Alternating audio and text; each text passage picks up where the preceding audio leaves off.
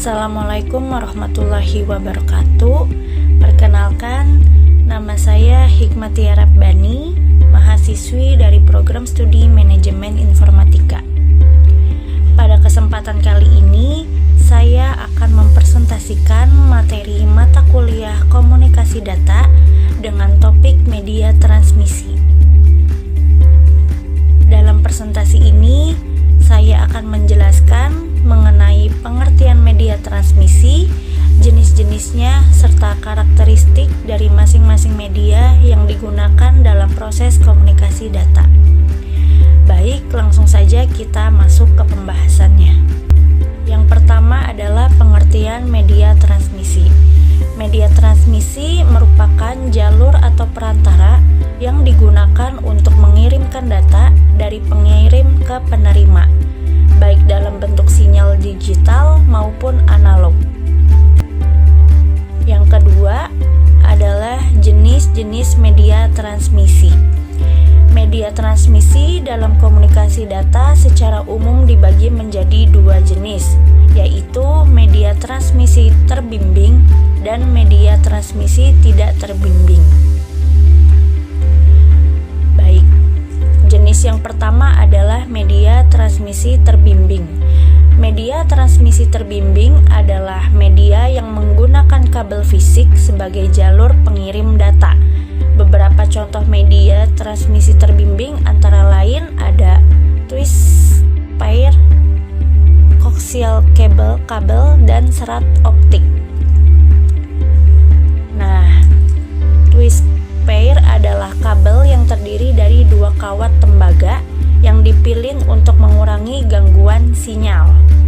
Kabel ini sering digunakan pada jaringan komputer dan jaringan telepon, contohnya kabel LAN. Kelebihannya adalah harga yang murah, mudah dipasang, dan kekurangannya adalah mudah terganggu oleh noise dan memiliki jarak transmisi yang terbatas. Lalu ada coaxial kabel, yaitu kabel yang memiliki inti tembaga di tengah dan dilapisi oleh isolator serta pelindung. Kabel ini lebih tahan terhadap gangguan dibanding twist pair, namun ukurannya lebih besar dan biaya instalasinya lebih mahal. Biasanya digunakan pada TV kabel dan jaringan komputer generasi lama.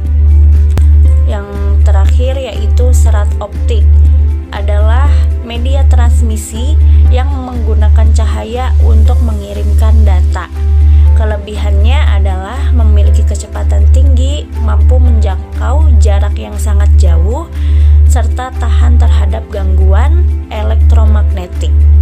Namun, biaya instalasi serat optik ini relatif mahal dan memerlukan keahlian khusus. Lalu jenis yang kedua ada media transmisi tidak terbimbing, yaitu media yang tidak menggunakan kabel, melainkan menggunakan gelombang elektromagnetik sebagai media pengirim data. Jadi kalau media transmisi terbimbing ini ada fisiknya, kalau yang tidak terbimbing ini tidak menggunakan kabel gitu. Terus contoh-contohnya, yang pertama ada gelombang mikroterestrial, yaitu digunakan untuk komunikasi jarak jauh melalui antena darat.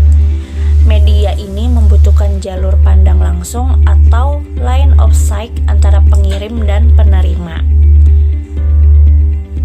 Yang kedua ada gelombang mikrosatelit, yaitu bekerja dengan mengirimkan sinyal dari bumi ke satelit, kemudian diteruskan kembali ke penerima di bumi. Media ini banyak digunakan untuk komunikasi jarak jauh seperti siaran televisi dan internet di daerah terpencil. Lalu ada radio broadcast. Nah, itu menggunakan gelombang radio untuk menyebar informasi ke banyak penerima secara bersamaan. Contohnya adalah radio, televisi, dan jaringan Wi-Fi. Media ini memiliki jangkauan luas namun rentan terhadap interferensi. Lalu ada inframerah, merupakan media transmisi jarak dekat yang tidak dapat menembus penghalang. Contohnya adalah penggunaan remote control dan komunikasi data jarak dekat pada perangkat tertentu. Baik, demikian penjelasan yang dapat saya sampaikan mengenai media transmisi dalam komunikasi data. Dari materi tersebut dapat disimpulkan bahwa media transmisi memiliki peran yang sangat penting dalam proses pengiriman data, baik melalui media terbimbing seperti kabel maupun media tidak terbimbing seperti gelombang elektromagnetik. Pemilihan media transmisi harus disesuaikan dengan kebutuhan seperti jarak, kecepatan, biaya, serta tingkat gangguan yang mungkin terjadi. Terima kasih atas perhatian yang telah diberikan. Kurang lebihnya mohon maaf. Wassalamualaikum warahmatullahi wabarakatuh.